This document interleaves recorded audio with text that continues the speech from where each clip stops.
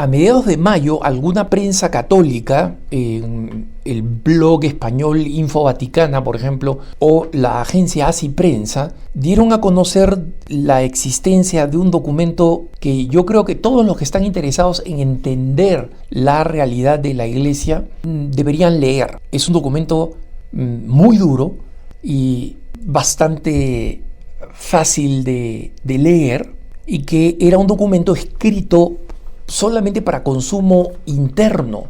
Ha sido escrito por un jesuita uruguayo extremadamente valiente, que es el padre Julio Fernández Techera. Él ha confirmado que es el autor del documento, pero ha insistido que no iba a comentar a la prensa el documento, salvo lo que el documento dice, porque como él había escrito en este documento un ensayo de unas 50 páginas, es ad usum nostrorum en latín, es decir, para uso interno. Y este documento, como digo, Así Prensa, la agencia Así Prensa y el blog católico español Info Vaticana han ofrecido un acceso a la totalidad del documento. Estas 50 páginas que se pueden leer, que están en PDF.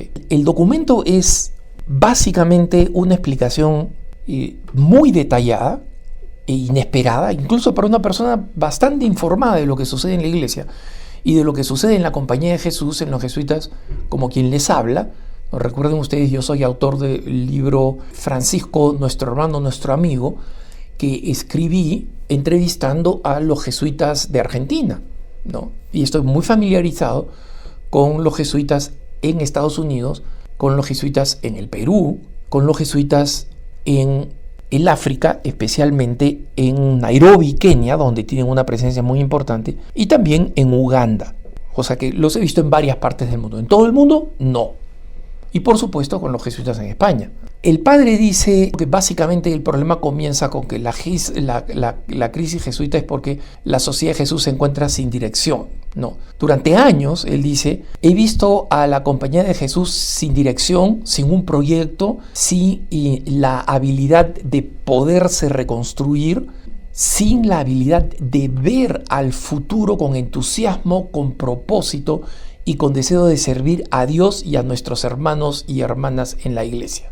Como institución de la Iglesia, sigue escribiendo el padre Fernández Techera, como institución de la Iglesia, hemos venido experimentando una profunda caída en los últimos 50 y tantos años. Y no hay signos o indicaciones de que esto vaya a cambiar, a menos que lo reconozcamos los jesuitas como una crisis y pongamos medidas en su lugar. Por si acaso, el padre Fernández Techera explica que su balance personal después de 36 años de jesuita es un balance de personal gratitud, consolación y profunda alegría. Y dice, yo le debo, después de mis padres, a los jesuitas lo que soy. Pero él ofrece datos muy importantes, además de experiencias, digamos, anecdóticas, ofrece datos y además conclusiones de documentos internos de la Compañía de Jesús que no son conocidos y que son extremadamente preocupantes y desalentadores. Entonces, entre los datos y los números que el padre Fernández Techera ofrece es que, primero, la Compañía de Jesús llegó a su máxima expansión en número de miembros hace 60 años, en 1965, cuando llegó a 36.038 sacerdotes, hermanos y escolásticos. Esa fue la más grande expansión desde su fundación por San Ignacio de Loyola. Pero el 2022, la última vez que se conocen números, ellos se habían reducido a 14.818 jesuitas, o sea, de 36.000 a 14.000.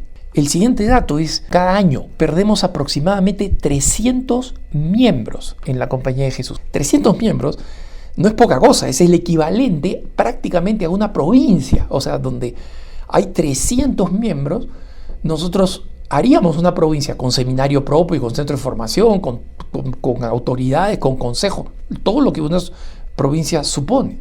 Luego dice, el número de jesuitas ancianos mayores de 65 años es abrumador en la mayoría de los países occidentales. En el 2021, solo la región de África creció, y creció solamente con 12 miembros. Todas las otras grandes regiones jesuitas han decrecido. Y en algunos países, la Compañía de Jesús prácticamente va a desaparecer entre 10 y 15 años. Y es verdad, o sea, hay países europeos donde los jesuitas ya están saliendo de diócesis en las que se encontraban y están a punto de cerrar completamente el negocio, ¿no? Y él comienza señalando que parte del problema es que hay una crisis de gobierno y que la última congregación general de 2016, que terminó eligiendo al jesuita venezolano Arturo Sosa como el nuevo general, que saben ustedes que ha tenido varios problemas negando la existencia del infierno, negando la existencia del diablo, después ha tenido que ser corregido, o sea que no es, digamos, no es el foco más brillante del candelabro, por así decirlo. Él dice, para elegir a un general después de 12 días, escribir las 9 páginas del decreto número 1 y las 8 páginas del decreto número 2, 215 jesuitas se reunieron en Roma por 42 días. Es lo que se lamenta Fernández Techera, ¿no? O sea, básicamente estas reuniones no resuelven ningún problema. Y dice, pero el problema principal, cito a Fernández Techera, dice, es que para los delegados, es que no solamente fue esta reunión totalmente inútil, irrelevante y frustrante como experiencia, sino el problema principal es que no fue esta asamblea capaz de ver o de revisar qué es lo que está pasando y qué es lo que se puede hacer para el futuro y para que estas cosas no pasen de nuevo. El padre Fernández Techera se queja, entre otras cosas, de que desde que en la década de los 70 las prioridades de los jesuitas cambiaron oficialmente para que, en vez de la evangelización, la defensa de la fe, la predicación del evangelio, la evangelización de la gente, el servicio como una institución fundamentalmente sacerdotal, sea reemplazado por la promoción de la justicia, es un cambio en las prioridades que es trágico. Después de esto, él dice, la promoción de la justicia ha ocupado un espacio desproporcionado en el discurso de la Compañía de Jesús y en los últimos 47 años, y en realidad no corresponde a los objetivos de nuestra vocación religiosa, apostólica y sacerdotal, ni tampoco a la experiencia real de la vasta mayoría de jesuitas que yo he conocido a lo largo de mi vida, aunque lamentablemente muy pocos de nosotros encuentran el valor para decirlo públicamente, para decir esto está mal. ¿Y por qué? Porque, como él dice, tienen miedo de ser acusados de destruir la comunión jesuita, de ser conservadores, ultraconservadores, etc. Entonces, después de esta larga explicación sobre la gobernabilidad de la Compañía de Jesús, como él mismo utiliza esta frase, el emperador está sin ropa, ¿no?, para hacer referencia a ese cuento de Hans Christian Andersen, donde todo el mundo se da cuenta que el emperador está desnudo, pero que nadie quiere decirlo para que no lo crean, pues, una persona perversa. Después de eso, el jesuita uruguayo utiliza específicos capítulos bien organizados, o sea, numéricamente, en primer lugar para decir cómo el discernimiento de los jesuitas, que es lo que enseñó San Ignacio, discernir entre el bien y el mal espíritu, dónde opera el diablo, dónde opera Dios, se ha convertido en una justificación para terminar avalando cualquier movimiento de desunión, de disenso y de total falta de obediencia religiosa. Luego, la obediencia todavía se sigue señalando como una gran característica de la Compañía de Jesús, pero en realidad se han introducido tantas reformas, entre comillas, democráticas, entre comillas, que actualmente gobernar a la compañía básicamente se ha vuelto imposible, y lo que hacen las autoridades es administrar la decadencia, no administrar el crecimiento, no administrar ni siquiera la sostenibilidad, sino cómo nos estamos yendo para abajo.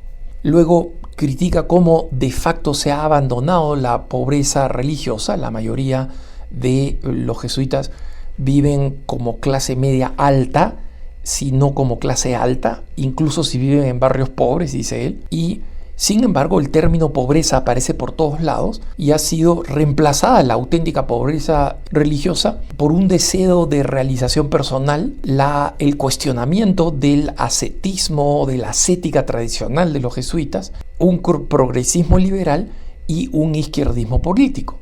Luego dedica un capítulo para hablar sobre el total descuido de la castidad y de la cura de almas, es decir, de la atención espiritual. Dice, o sea, no estamos preocupados en una atención espiritual profunda y mucho menos ahora que estamos en medio de la total decadencia del edificio moral de nuestro tiempo, de la ideología de género y del hedonismo. Cuentas de conciencia que realizan los jesuitas una vez al año no se han convertido en un examen profundo de la vida religiosa y de, por ejemplo, la falta de castidad. Él mismo cuenta como 5 autoridades máximas de los jesuitas en América Latina han abandonado el sacerdocio, 2 de ellas con escándalo recientemente, cosas que yo no sabía, ¿no?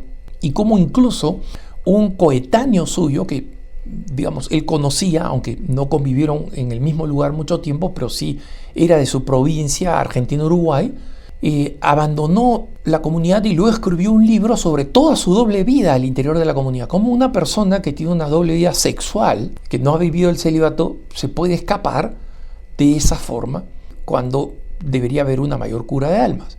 Luego otro capítulo lo dedica al reemplazo de la disciplina y de la fraternidad de la vida religiosa por casas que básicamente son pisos de solteros y no auténticas comunidades. Finalmente, cuando habla le dedica un capítulo a la centralidad de la Eucaristía, dice, básicamente hemos abandonado la centralidad de la Eucaristía por una cultura donde hay capillas en nuestra comunidad que no tienen el Santísimo Sacramento.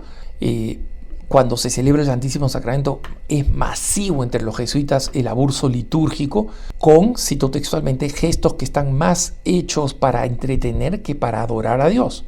En el epílogo, que es Quo Vadis Societate Jesu, o sea, ¿a dónde vas, Sociedad de Jesús o jesuitas? Fernández dice, mira, yo no veo muchas alternativas para una verdadera reforma, pero propone 2 cosas.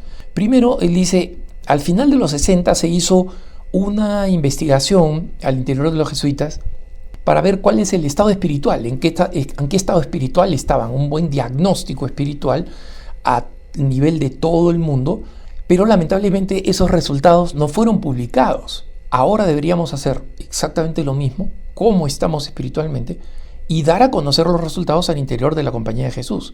Pero más importante, él dice, básicamente necesitamos una visita apostólica. Él no la llama así, dice un examen externo de religiosos de nuestras congregaciones o de un obispo, pero básicamente una visita apostólica.